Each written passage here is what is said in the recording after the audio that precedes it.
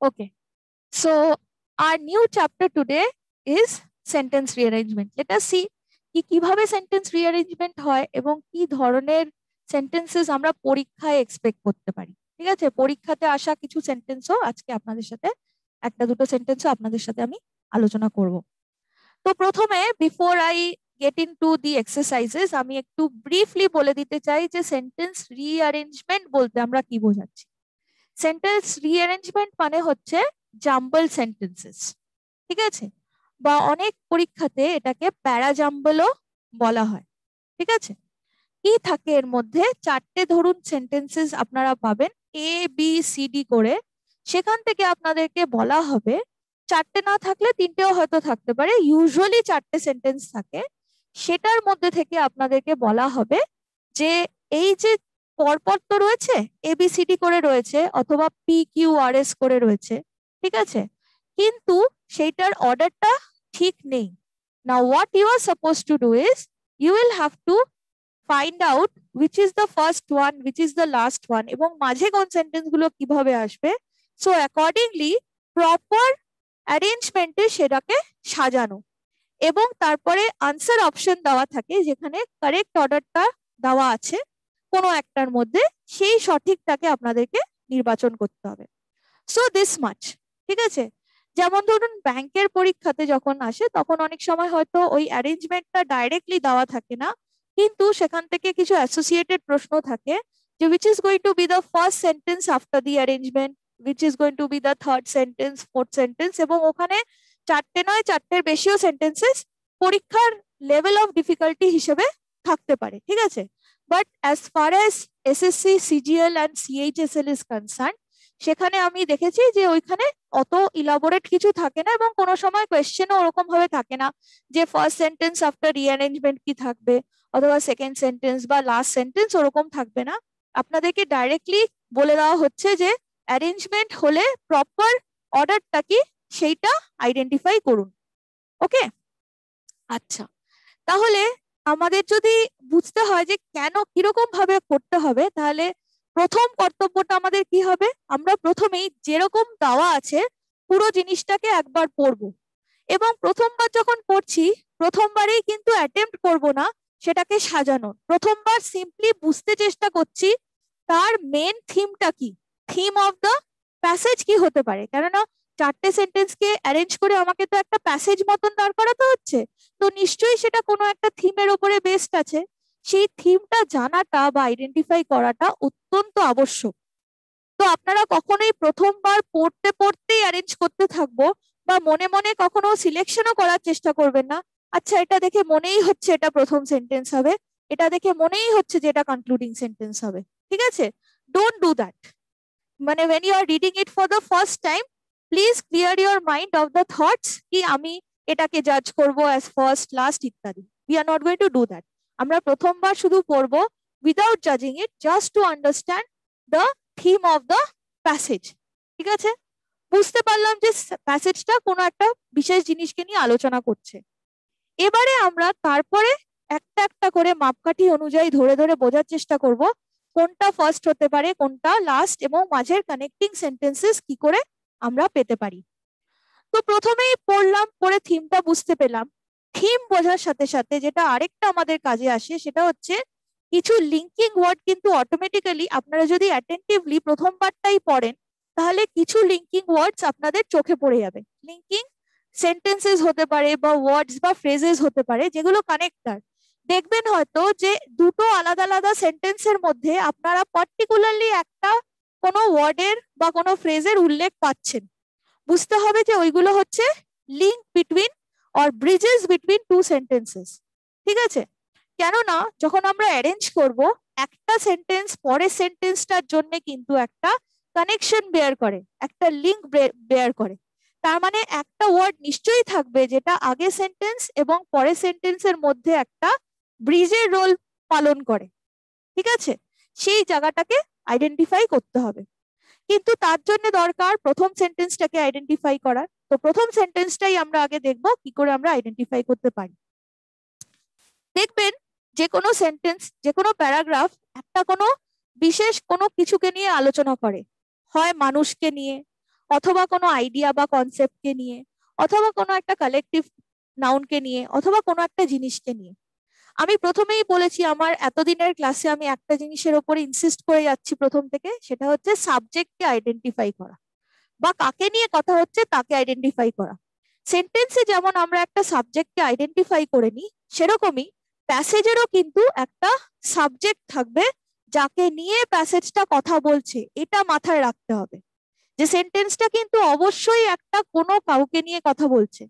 আপনাদের যদি ইজি থাকে প্যাসেজ যেটা পেলেন সেটা যদি ইজি হয়, তাহলে হয়তো ডাইরেক্টলি কোনো ব্যক্তির নাম বা কোনো ব্যক্তিকে বোঝাচ্ছে এমন কোনো একটা ডেজিগনেশন বা কোনো কিছু দিয়ে একটা মানুষের কথা বলা থাকবে, ঠিক আছে, একজন বা একজনের বেশি, বা কোনো অ্যানিমালের কথা হতে পারে, কোনো কালেকটিভ নাউনের কথা হতে পারে, ফর এক্সাম্পল কোনো কমিটি, ঠিক আছে, বা কোনো ইনস্টিটিউশন, কোনো অর্গানাইজেশন, এগুলোও কিন্তু হতে পারে যাকে নিয়ে সেন্টেন্সটা কথা বলা শুরু করছে, ঠিক আছে। আচ্ছা, এছাড়া কি হতে পারে? অ্যাবস্ট্রাক্ট নাউন কোনো হতে পারে, ওকে, কোনো একটা অ্যাবস্ট্রাক্ট নাউন তো অনেক ধরনের হয়। যেমন ধরুন অ্যাবস্ট্রাক্ট নাউন অফ স্টেট আছে, অ্যাবস্ট্রাক্ট নাউন অফ অ্যাকশন আছে, অ্যাবস্ট্রাক্ট নাউন অফ কোয়ালিটি আছে। তো যে কোনো ধরনের নাউনই কিন্তু সেন্টেন্সটার মেন থিমের মূল ক্যারেক্টারটা হতে পারে যাকে নিয়ে সেন্টেন্সটা কথা বলা শুরু করছে, বা প্রথমেই যাকে নিয়ে প্যারাগ্রাফটা শুরু হচ্ছে। তাহলে প্রথম সেন্টেন্সের মধ্যে আপনি আইডেন্টিফাই কি করবেন?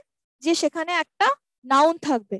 If you want all of you can write it down, যে ফার্স্ট যে সেন্টেন্সটা থাকছে তার মধ্যে কিন্তু একটা নাউনের উল্লেখ থাকার খুব হাই চান্সেস থাকে, ঠিক আছে। নাউনটা বিভিন্ন রকমের হতে পারে। ফার্স্ট সেন্টেন্স মানে সেটার মধ্যে একটা নাউনের উল্লেখ থাকতেই পারে, থাকার হাই পসিবিলিটি থাকে। ফার্স্ট সেন্টেন্সে নাউনের উল্লেখ, সেই নাউনটা একটা নাম হতে পারে কোনো লোকের, ঠিক আছে, একটা পার্সন হতে পারে, একটা প্লেস হতে পারে, একটা কনসেপ্ট হতে পারে, ঠিক আছে, অথবা একটা কালেকটিভ নাউন হতে পারে, একটা অ্যাবস্ট্রাক্ট নাউন হতে পারে, একটা মেটেরিয়াল নাউনও হতে পারে, যে কোনো জিনিসকে নিয়ে কোনো বস্তুকে নিয়ে কথা হচ্ছে, কোনো জায়গার নাম হতে পারে, এনি ফর্ম অফ নাউন, ওকে। তাহলে এটা হয়ে গেল প্রথম আমাদের স্টেপ নাম্বার 2। প্রথম স্টেপ কি বললাম? একবার পড়তে হবে to understand the main theme. Second step হচ্ছে প্রথম সেন্টেন্সটাকে আইডেন্টিফাই করা। আচ্ছা, এছাড়াও যদি ধরুন কোনো একটা অ্যাক্টিভিটি রিলেটেড জিনিস নিয়ে আলোচনা হচ্ছে, তাহলে সেই অ্যাক্টিভিটিটাও কিন্তু একটা সেন্টেন্সের মূল সাবজেক্ট বা মূল হিরো হতে পারে, যাকে নিয়ে সেন্টেন্সটা কথা বলা শুরু করেছে, মানে মূল ক্যারেক্টার যাকে নিয়ে আলোচনাটা শুরু হয়েছে সবে, ওকে। তাহলে সেই কি কাজটা নিয়ে কথা হচ্ছে সেটাকে আপনাদেরকে আইডেন্টিফাই করতে হবে, ওকে। আচ্ছা, এরপরে আমরা দেখব যে ওই প্রথম সেন্টেন্সটা যেই আইডেন্টিফাইড হয়ে গেল, তারপরে তার মধ্যে থেকে আমরা একটা লিঙ্ক খুঁজে পাবো যেটা আমাদেরকে অন্য আরেকটা সেন্টেন্সের সাথে কানেক্ট করে দিচ্ছে, ঠিক আছে। তো সেই লিঙ্ক গুলো কি হতে পারে? লিঙ্ক গুলো অনেক ক্ষেত্রে কনজাংশনস হতে পারে, ঠিক আছে। এবং দেখবেন যেই সেন্টেন্সের শুরুতেই একটা কনজাংশন থাকবে সেগুলো কিন্তু কানেক্টিং সেন্টেন্সেস হয়, সেগুলোর ফার্স্ট সেন্টেন্স হওয়ার চান্সেস খুবই লো। 99% চান্সেস একটা কনজাংশন দিয়ে শুরু হওয়া কোনো সেন্টেন্সের 99% chances of being the first sentence হচ্ছে নীল, ঠিক আছে।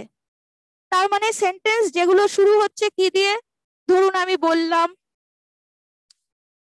If, since, but, while, when, though, although, still, ঠিক আছে, as if, ঠিক আছে। আর কি হতে পারে? besides, alternatively, আর কি হতে পারে? after, yet, then, what else can we have? because, so,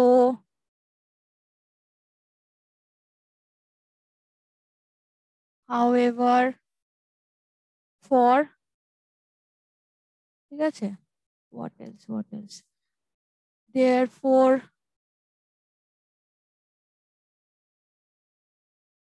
meanwhile, etc. Could be anything and lots more. যত কনজাংশন আছে, আমি তো কিছু লেখাচ্ছি। ধরুন এই যে কোনো একটাকে দিয়ে সেন্টেন্স রয়েছে, সাপোজ ওই যে বললাম আপনাদের সেন্টেন্সটা এরকম থাকবে এ বি সি ডি।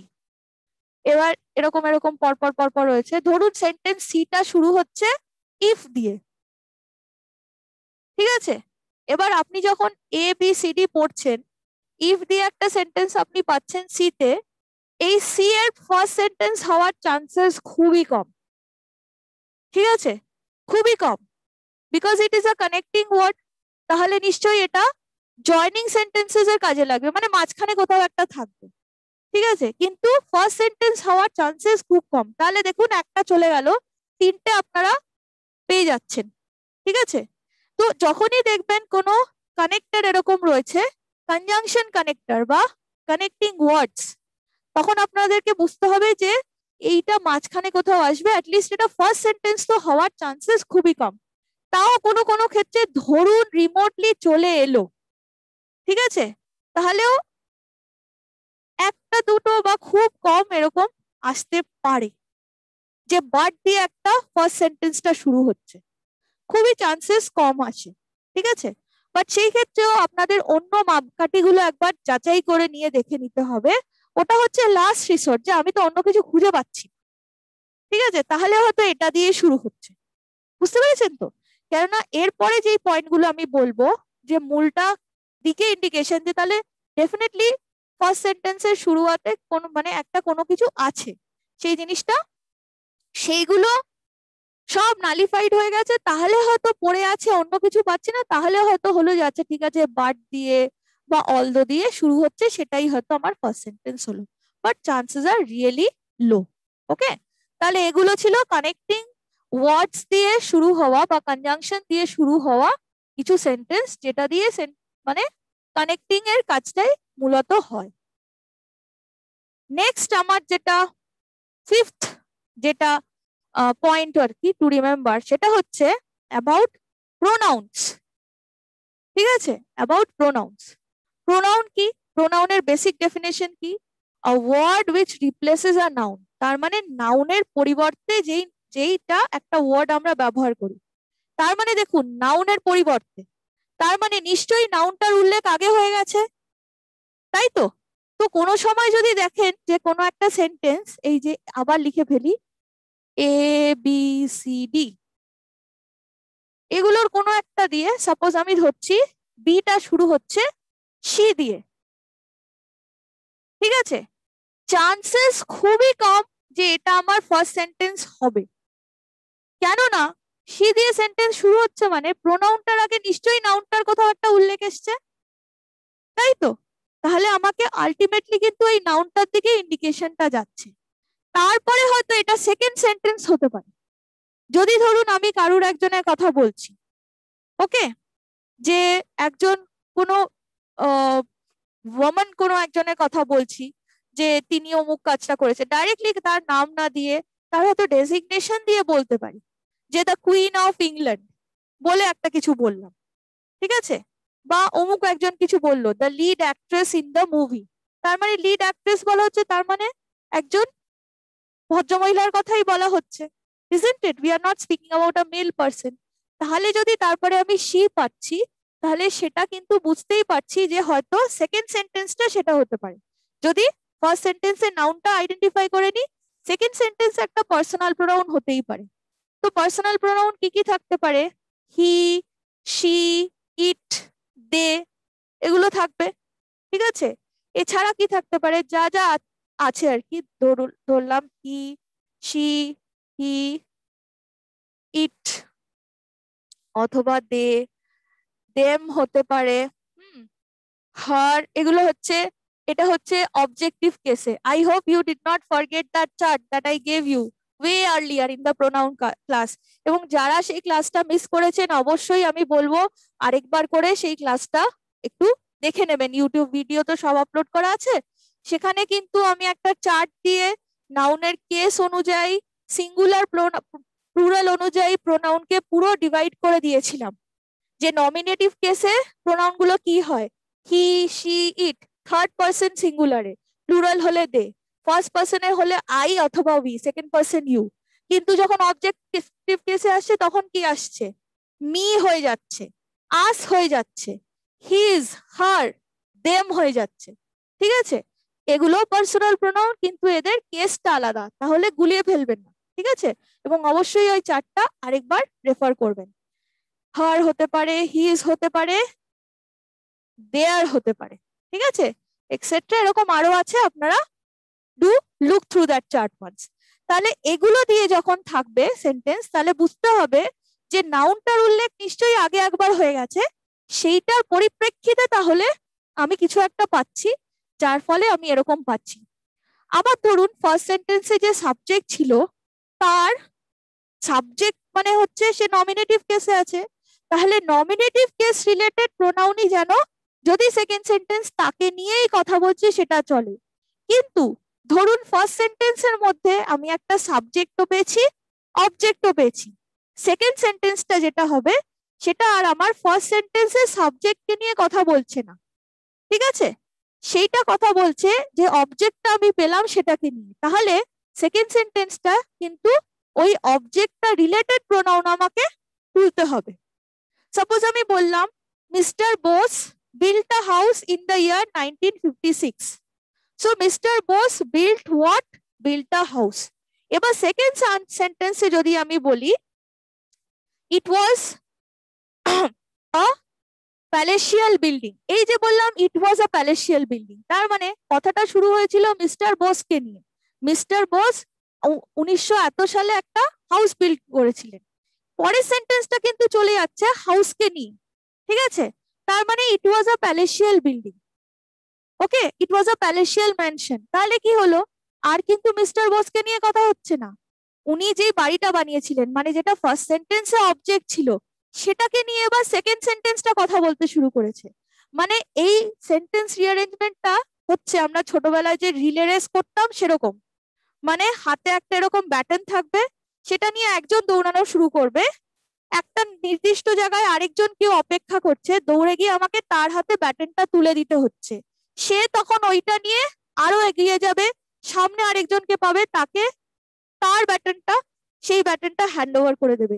এরকম ভাবে একটা সেন্টেন্সও আরেকটা সেন্টেন্সকে একটা লিঙ্ক হ্যান্ড ওভার করে দেয়, সে আবার তার পরবর্তী সেন্টেন্সটাকে একটা লিঙ্ক হ্যান্ড ওভার করে দেয়। আপনাদের কর্তব্য হবে ওই লিঙ্কটাকে আইডেন্টিফাই করার। ঠিক আছে, এবং ঠান্ডা মাথায় পড়বেন, বোঝার চেষ্টা করবেন যে কথাটা কাকে মূলত নিয়ে শুরু হয়েছে। ফার্স্ট সেন্টেন্সটা যেই আইডেন্টিফাইড হয়ে যাবে না, পরের গুলো আইডেন্টিফাইড হওয়া এমন কোনো ব্যাপার নেই। ঠিক আছে, তাহলে যেটা বললাম প্রোনাউনের ক্ষেত্রেও খুবই মনে রাখার একটা গুরুত্বপূর্ণ ব্যাপার হচ্ছে, সাবজেক্টকে নিয়েই যদি সাবজেক্টকে নিয়ে যদি ফার্স্ট সেন্টেন্স আমরা আলোচনা করি, সেকেন্ড সেন্টেন্সটা যদি সাবজেক্টকে নিয়েই কন্টিনিউ করে, তাহলে কিন্তু পার্সোনাল প্রোনাউনের যে ইউজটা হবে সেটা যেন নমিনেটিভ কেসে থাকে। কিন্তু ফার্স্ট সেন্টেন্স থেকে যদি আমি কোনো অবজেক্টের উল্লেখ পাই এবং সেকেন্ড সেন্টেন্সটা যদি সেই অবজেক্টকে নিয়ে ফার্দার কথা বলে, তাহলে যেন সেই প্রোনাউনটা অবজেক্ট রিলেটেড হয়, তার মানে অবজেক্টিভ কেসে থাকে। এইগুলো আপনারা খেয়াল করবেন যে হিজ, হার, দেম বা ইটও হতে পারতো, হোয়াট এভার, সেটা যেন তাহলে অবজেক্টকেই রিলেট করে আসছে। ঠিক আছে, তাহলে এটা হয়ে গেল খুবই গুরুত্বপূর্ণ একটা জিনিস। এর পরের যেটা বলবো সেটা হচ্ছে আর্টিকেল রিলেটেড একটা হিন্ট। ঠিক আছে, আমাদের যে আর্টিকেল গুলো থাকে সেন্টেন্সের মধ্যে, সেগুলো কিন্তু খুব ইম্পর্টেন্ট একটা রোল প্লে করে। কিরকম দেখবেন, আর্টিকেল আমাদের তো দু ধরনের আছে, আমরা আর্টিকেল নিয়েও পড়েছি। একদিকে থাকে দ্য, আর একদিকে থাকে এ আর অ্যান। তাহলে এই দুটো হচ্ছে দুটো আলাদা, এটা হচ্ছে ইনডেফিনিট আর এটা হচ্ছে, sorry it is not writing, এটা লেখাচ্ছে না, হ্যাঁ ডেফিনিট। ওকে, এই যে এ আর অ্যান যাদেরকে রিপ্রেজেন্ট করে, যেই নাউনটাকে ডিনোট করে, সেই নাউনটা কি হয়, জেনারেলি একটা পার্টিকুলার মানে এই দ্য, আচ্ছা আগে আমি দ্য দিয়ে বলি। দ্যটা যেহেতু স্পেসিফিক আর্টিকেল, দ্যটা নির্দিষ্ট কোনো একটা নাউনকে দিকেই পয়েন্ট আউট করে, ঠিক আছে? এবং যখন নির্দিষ্ট কোনো একটা কিছুর দিকে পয়েন্ট আউট করছে, তার মানে সেটার উল্লেখ কিন্তু আগে অলরেডি একবার হয়ে যাওয়ার চান্স অলরেডি আছে, ঠিক আছে? সেটা কিন্তু আগে একবার অলরেডি চান্স হয়ে থাকতেই পারে। কেমন আমি বলছি, সাপোজ আমি একটা বই নিয়ে আলোচনা করছি কারোর সাথে। সাপোজ আমি বললাম the book you want is out of print, ঠিক আছে? The book you want is out of print. এই যে আমি দ্য বুক বলছি, কথাটা আমি বলছি, কথাটা আমি হয়তো আপনাদের যে কোনো একজনকে বলছি অথবা সবাইকেই বলছি, কিন্তু ব্যাপারটা কি হচ্ছে, আমি যেই বইটার কথা বলছি সেটা আমিও জানি আমি কোন বইটার কথা বলছি, আপনারাও জানেন কোন বইটার কথা হচ্ছে। তার মানে অরিজিনাল যে বইটা সেটার নামটা তো নেই, যে আমি বলছি যে একটা সাপোজ একটা ইংলিশ গ্রামার বুক, ঠিক আছে, বা কোনো কিছু, সেই নামটা দিয়ে তো বলছি না, কি বলছি, the book you want is out of print. তার মানে আমিও জানি কোন বইটা, আপনারাও জানেন কোন বইটা, ইজন্ট ইট সো? তার মানে বইটার উল্লেখ অলরেডি আগে একবার হয়ে গেছে, ঠিক আছে?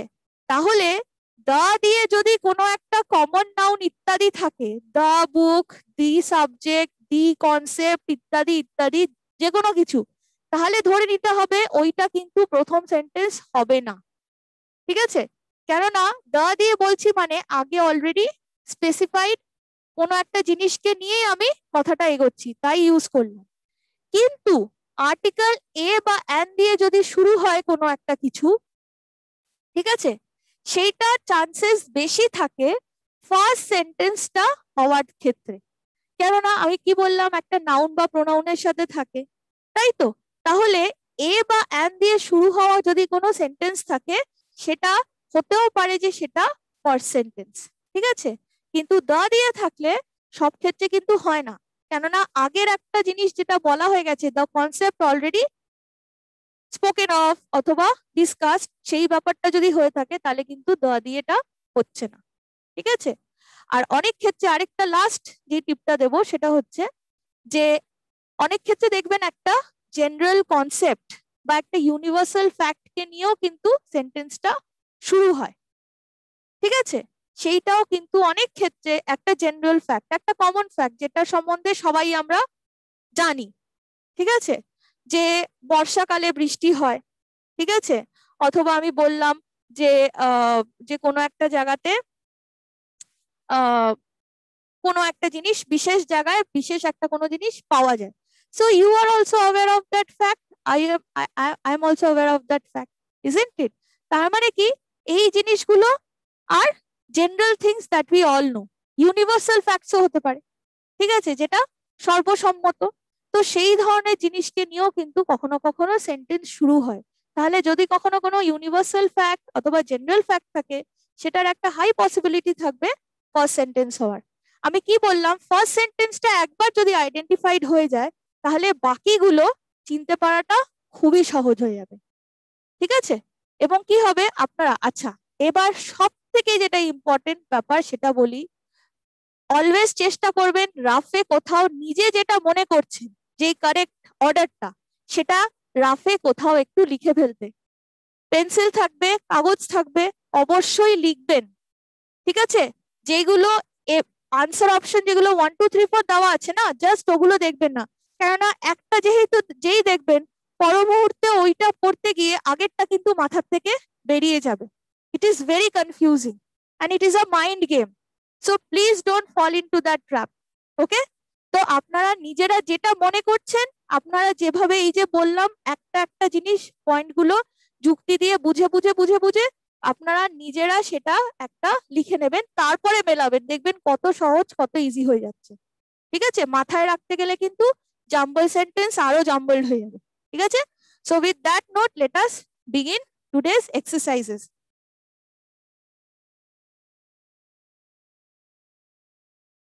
প্রথমেই যেই দুটো সেন্টেন্স আপনাদের সাথে ডিসকাস করব, মানে কোয়েশ্চেন নাম্বার 1 and 2, এই দুটো কিন্তু এসএসসি সিজিএল প্রিলিমিনারি এক্সামিনেশন 2017 এসছে, ঠিক আছে? তাহলে কোয়েশ্চেন নাম্বার 1 এর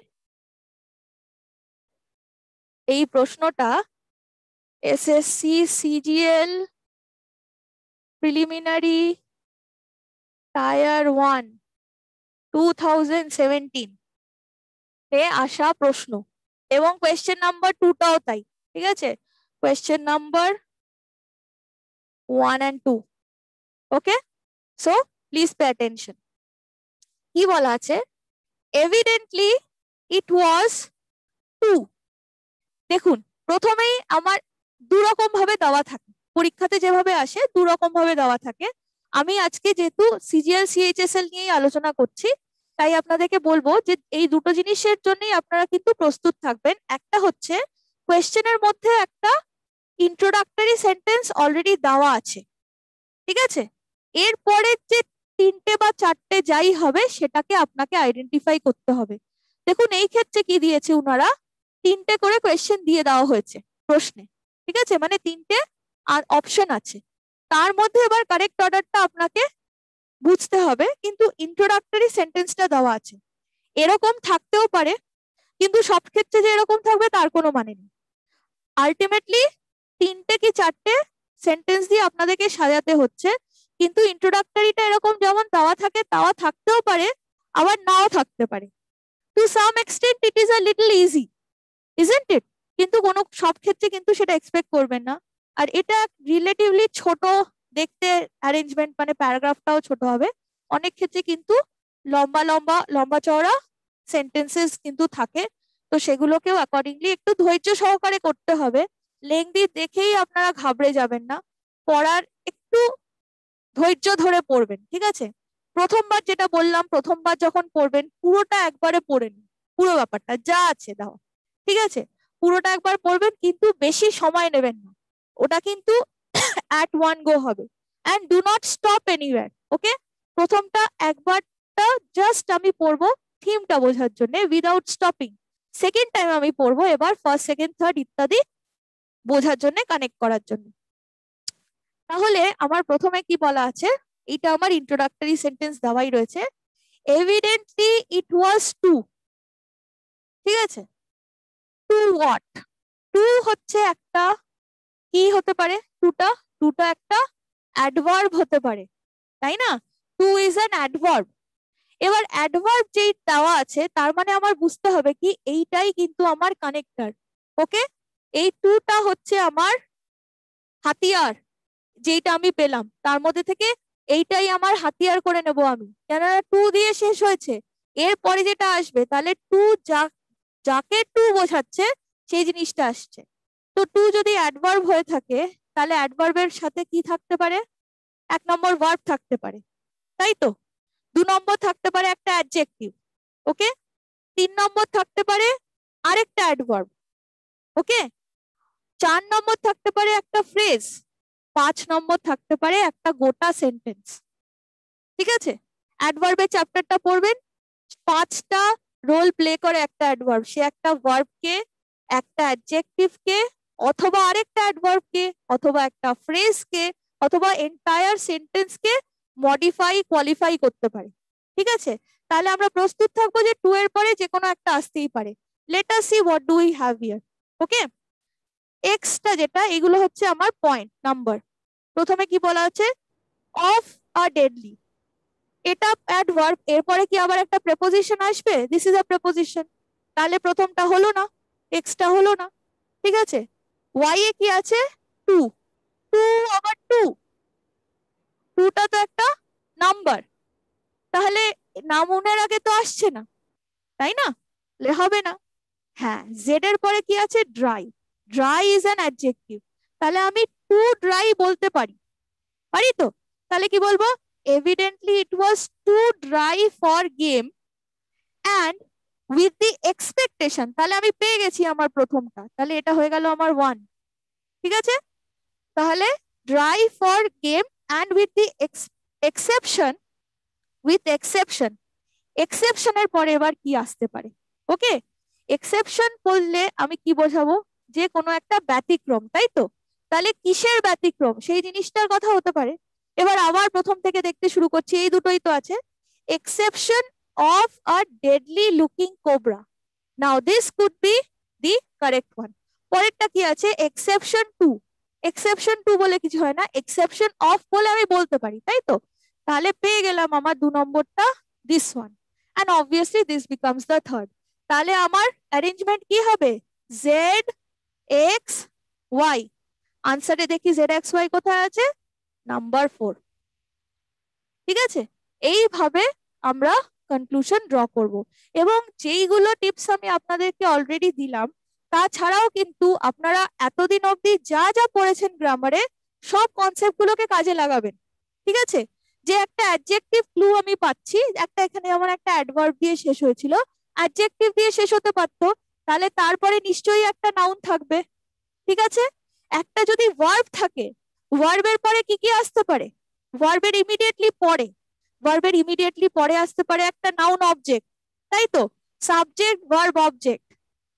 আমি যদি বলি I called her, I subject, প্রোনাউনে প্রোনাউনে কথা হচ্ছে কিন্তু কিন্তু তাও সাবজেক্ট বোঝানো হয়ে যাচ্ছে। আই কল্ড হার যদি বলি, আই সাবজেক্ট, কল্ড হচ্ছে ভার্ব, হার হচ্ছে object. I called hmm, I called her. না বলে বললাম সামবডি কল্ড সামওয়ান, হতে পারে সামবডি সাবজেক্ট, সামওয়ানটা হচ্ছে অবজেক্ট। ওকে, তাহলে এরকম ভাবে হতে পারে। এবং তাহলে ভার্বের পরে 1 নম্বর কি পাচ্ছি আমরা, একটা অবজেক্ট পেতে পারি। 2 নম্বর, যেই ক্ষেত্রে ভার্বের পরে অবজেক্ট আসাটা একটু গন্ডগোলের, মানে ভার্ব চাইলে অবজেক্ট নিতে পারছে না, তাহলে আমি ভার্বের পরে কি এক্সপেক্ট করতে পারি, একটা প্রেপোজিশন এক্সপেক্ট করতে পারি, তাই তো? তাহলে প্রেপোজিশন আনলে তারপরে একটা অবজেক্ট আসবে, তাহলে ভার্ব প্রেপোজিশন দেন অবজেক্ট, তার মানে ভার্বটা ভার্ব রইলো না, ভার্ব প্রেপোজিশন কম্বিনেশন হয়ে গেল, একটা ফ্রেজাল ভার্ব হয়ে গেল। তাহলে আপনি ভার্বের পরে অনেক ক্ষেত্রে কি এক্সপেক্ট করবেন, একটা প্রেপোজিশন এক্সপেক্ট করলেন। ঠিক আছে, look for, set of, bring about, call of, তাই না? সব ফ্রেজাল ভার্ব, আমাদের ফ্রেজাল ভার্বের চ্যাপ্টারটায় চলে যান, দেখে নিন কত কিছু আমরা পড়েছি। ঠিক আছে, তাহলে এরকম ভাবে আপনারা কানেক্টিং ওয়ার্ড গুলো আইডেন্টিফাই করার চেষ্টা করবেন। ঠিক আছে, দেখবেন কত ইজি হয়ে যাচ্ছে। তাহলে প্রথমটা হয়ে গেল, let's go to the next one.